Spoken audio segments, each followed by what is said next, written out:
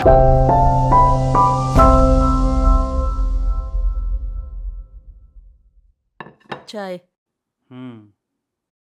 अरे सुषमा सुनो, हम्म। वो अपने रमेश बाबू है ना, हाँ हाँ। उनकी छोटी लड़की की शादी तय हो गई है अगले महीने 12 तारीख को। अच्छा, हाँ रमेश बाबू की छोटी बेटी? हाँ हाँ अरे वो रीमा, हाँ हाँ, उसी की बात कर रहा हूँ भाई। वो इतनी बड़ी हो गई क्या, उसकी शादी कर रहे हैं? अरे भाग्यवान, वक्त पंख लगाकर उड़ता है। और हम्म। फिर छोटी कहाँ है वो, अपनी पिंकी से यही कोई 1.5 साल तो बड़ी होगी ही। खैर बात यह नहीं है, बात यह है कि रमेश बाबू हमारे अच्छे खासे पुराने मित्र हैं, तो उन्हें शगुन में क्या देना सही रहेगा, जरा मुझे अपनी राय बताओ। देखिए जी, रमेश बाबू आपके कितने पुराने मित्र हैं और कितना काम भी आए हैं वो हमारे, तो उनके यहाँ हल्के में तो जा नहीं सकते। कम से कम 21,000 रुपये का शगुन, रीमा के लिए एक अच्छी सी साड़ी और दामाद जी के लिए एक अच्छा सा गिफ्ट ले लेंगे।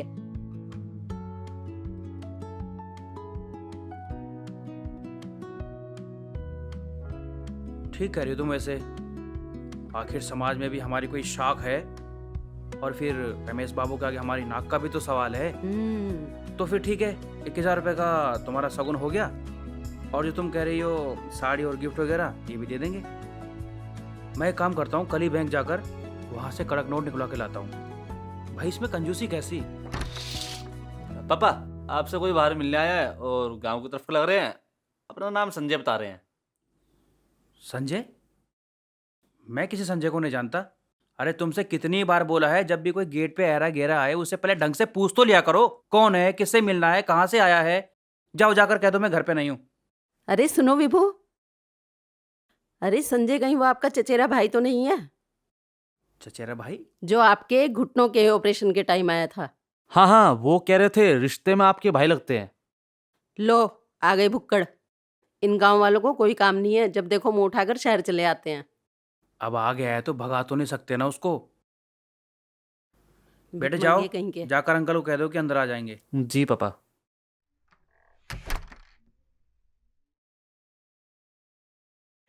नमस्ते भाभी जी। नमस्ते। नमस्ते भैया जी। नमस्ते। आओ संजय, बैठो बैठो। वैसे संजय, काफी समय बाद शहर का चक्कर हाँ लगाया भैया है। जी, बस कहो कैसे याद आ गई हमारी। हाँ भाई, शहर की याद तो तभी आती है जब गांव में कोई काम अटक रहा हो, वरना हमें कौन याद करता है। क्या कर रही हो, वो इतनी दूर से आया हुआ है, कम से कम एक गिलास पानी तो पिला दो उसको। हम्म।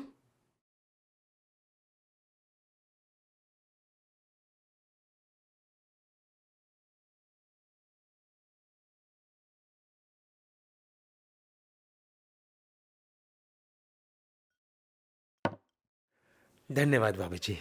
और संजय, सब गांव में ठीक ठाक है? भैया जी ठीक ही है, बस वो भाभी जी, सुनीता की तबीयत बहुत खराब थी, उसे यहीं के प्राइवेट अस्पताल में भर्ती कराया था। हफ्ता भर हो गया चक्कर काटते हुए। ओहो, अस्पताल? देखो भाई, आजकल बीमारियां भी अमीर गरीबी देखकर नहीं आती। और संजय, शहर के प्राइवेट हॉस्पिटल का खर्चा तो तुम अच्छी तरह से जानते हो। भाई हमारे घर के खुद के इतने खर्चे हैं। जी भैया जी। भैया जी, डॉक्टरों ने छुट्टी दे दी है, कह रहे हैं कि अब घर ले जाओ, पर वो दवाई और बाकी सब में सारे पैसे खत्म हो गए। गांव लौटने तक का तो है मेरे पास, पर वो कुछ दवाई और लेने के लिए पैसे कम पड़ रहे हैं। अगर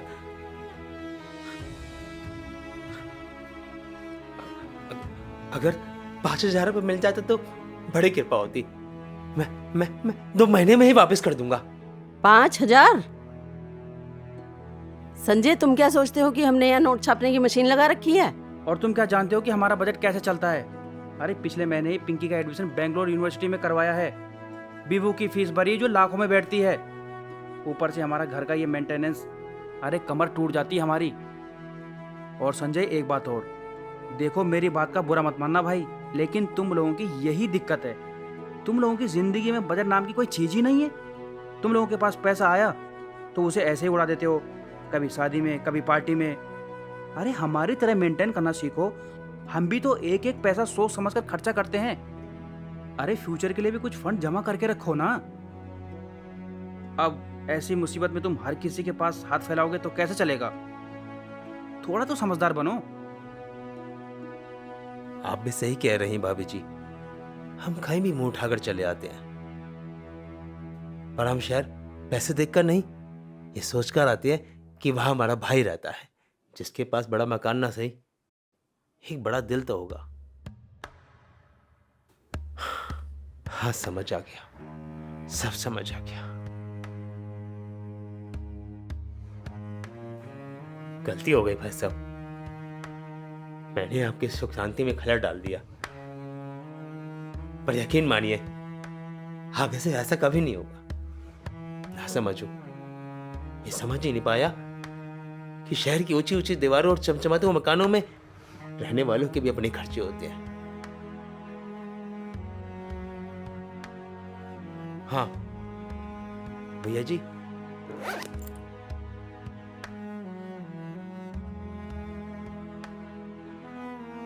ये भैया जी, जब पिछली बार आप गांव आए थे ना, तो कह रहे थे कि पेट में बहुत गैस बनती है, महंगी दवाइयां बेअसर है, गन्ने का सिरका भिजवा देना। पिछली बार तो वर्षा के कारण सिरका खराब हो गया था, इस बार बिल्कुल असली है, आपके पेट को बिल्कुल आराम देगा। भैया जी,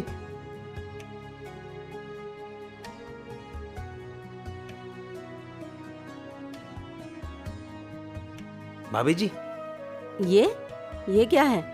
भाभी जी, ये पिंकी और बिहू के लिए मेरी तरफ से छोटा सा शगुन है, भतीजे हैं मेरे। अरे संजय, इसकी क्या जरूरत है? तुम्हारी तो खुद की हालत इतनी खराब। भैया जी, गरीब हूं, पर इतना भी कंगाल नहीं हुआ कि बच्चों का शगुन खा जाऊं। तो संजय, अब तुम क्या करोगे? पैसे का इंतजाम कहाँ से होगा? पत्नी को गांव कैसे ले जाओगे? भैया, यहाँ बस्ती में मेरा दोस्त रहता है मनोज, ऑटो चलाता है, उसने कहा था कि कोई दिक्कत हो तो बताना, अब उसी के पास जाऊंगा। उसी का फोन है भैया जी। हेलो, मैं अभी नहीं हुआ। अच्छा, मैं आया 15 मिनट में आ रहा हूं मनोज। भैया जी, पैसे का जुगाड़ हो गया। अच्छा भैया जी, राम राम। भाभी जी, राम राम।